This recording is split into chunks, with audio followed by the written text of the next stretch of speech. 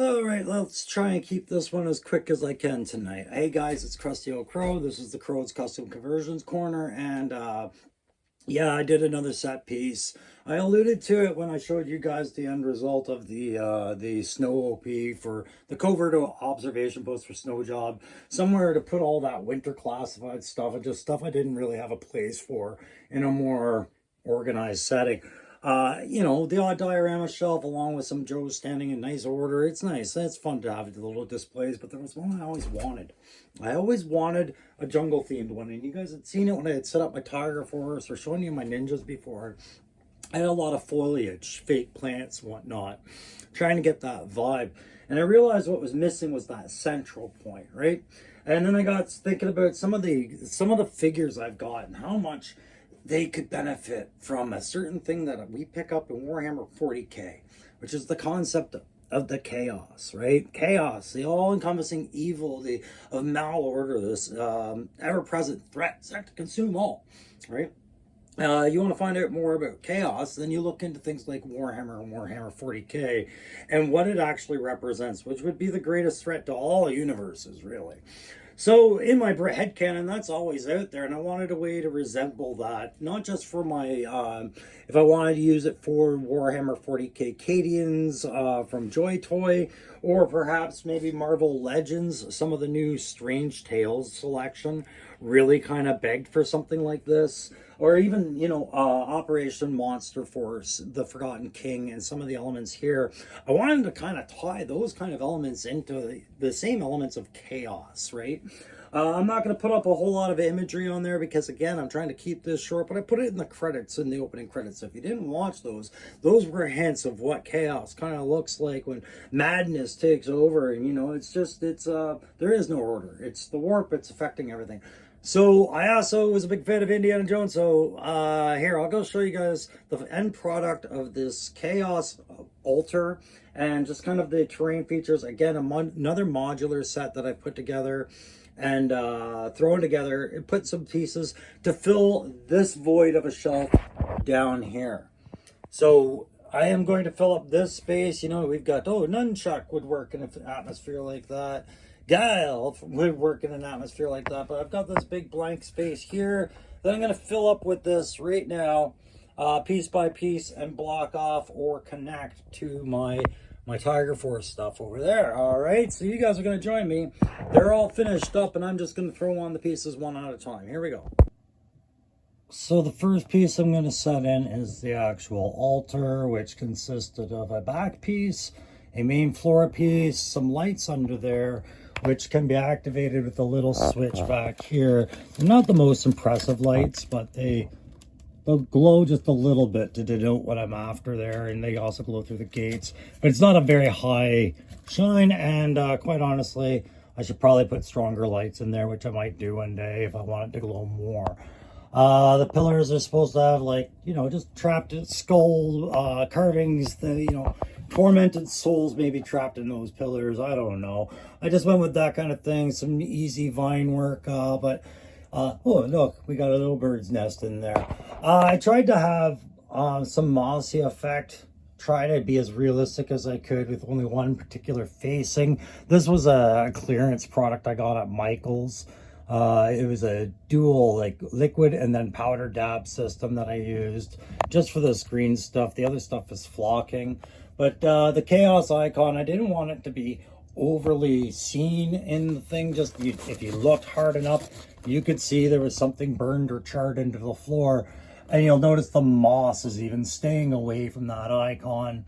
And there's actually some Chaos, blood for the blood god kind of effects going on in there. I was starting just subtly in there to something. If you stared long enough at it, maybe you'd notice it. And then the toothy maw of the gate that is sealed shut, but you can see the cracks where the vines kind of grow out and things like that. So we're going to place that on the shelf where there's probably less light. That's why I showed it to you like this first. Stone wall brokens there. I think I've included everything in that. Let's get it on the shelf. Okay, so geez, that flash is a bright light, but there you go. We've got it stashed in there. So now I've got to try and hide it into the tree line, right? Like Indiana Jones and the Raiders of the Lost Ark. I want this thing overgrown. It could have been passed by on the trail. So we've got the shitty dollar store grass under there and just a tapestry of other kind of growth there. I'll tuck some of the extra leaves and trees in there, but I'm going to put a canopy over that. Let's do that now. So when I say canopy, I just talk about some of these extra plants that I have that I'm going to cover up the top of it with, just to, you know, let it look more overgrown. So we'll get those on there right now. Okay, so I've added some foliage just around some of the cracks, just to give it some overgrowth around there. Understanding I'm not going to be shining a camera light through here, and if that really starts to bother me, I'll add some green back there. But we've got that on there now, and I did connect another vine just to the one broken pillar, just to the wall, also to keep this side of the greenage up. And it's not glued on, right? It's just hooked on there, so I wouldn't go hanging a figure off it. It's just for tying it all together. So there you go. That part's done. Let's add some of these other features. So I'm going to add the two broken arches, the gateway between the Tiger Force shelf and this one. Oh, there you go. Oh, I don't have the flash on this time, but that's where those belong. Just, yeah, I just thought it'd be a neat place to have, but it's not a complete arch, it's not a complete gateway, so I have to have some debris for that, and that's where we're going to go over to these little pieces, I guess, and lay all that stuff down. So we'll put that stuff down now. Okay, so now I've laid the debris where pieces of that arch have fallen over time, sunk into the ground. God, I hate that grass. I've done the best I can to make it look, as lit as I could. Over time, I should probably build this up with bushes, but it's just, I don't know if these shelves are staying where they are.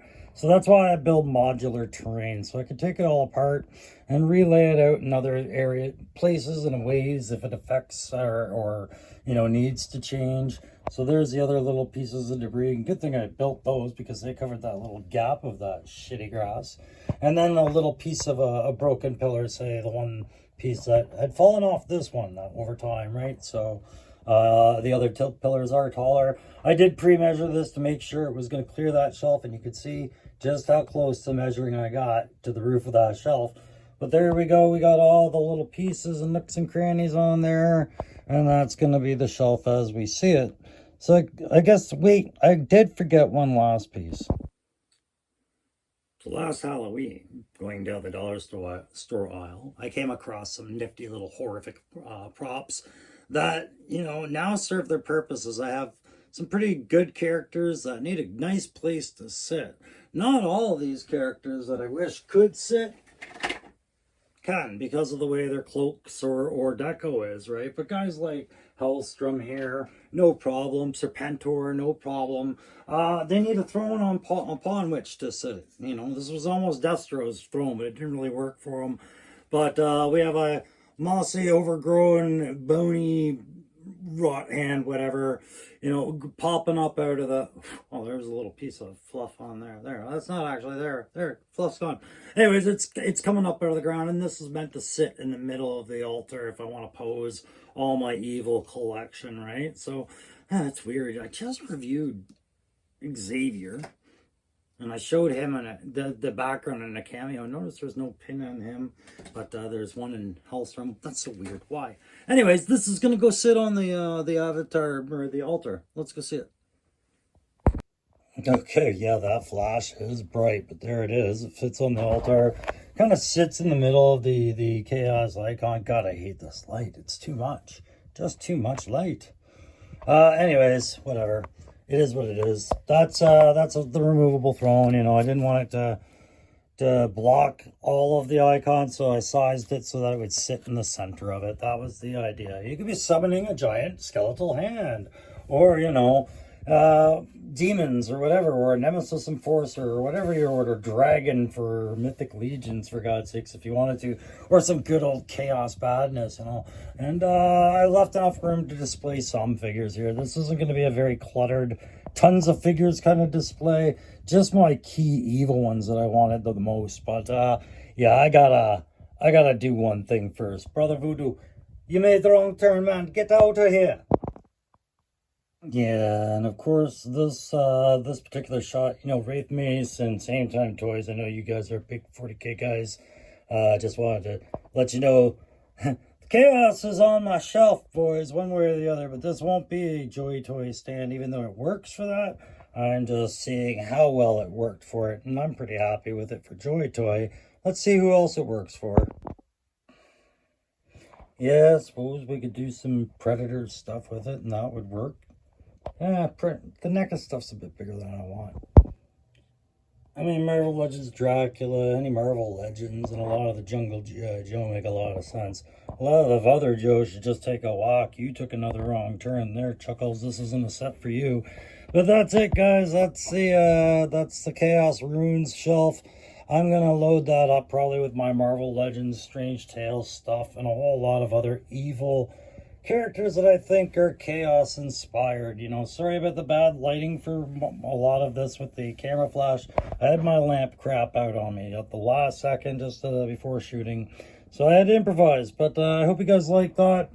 I'm gonna go back to the drawing board on a couple other designs that I was working on for other shelf piece ideas and diorama stuff, as well as getting back to some vehicle designs for the X30 Conquest that I was sent by K-Skills. I really want to get to doing my paint job on that now that the weather is nicer and I can work in a garage and let the airflow go. But lots more custom stuff to come as I wait for more G.I. Joe Classified or Marvel Legends to bip my radar and get in here, man. But yeah, oh yeah, Nemesis Enforcer and Serpentor will look all right on this too. All right, guys, thanks very much for watching, and we'll catch you on the next one. See you soon.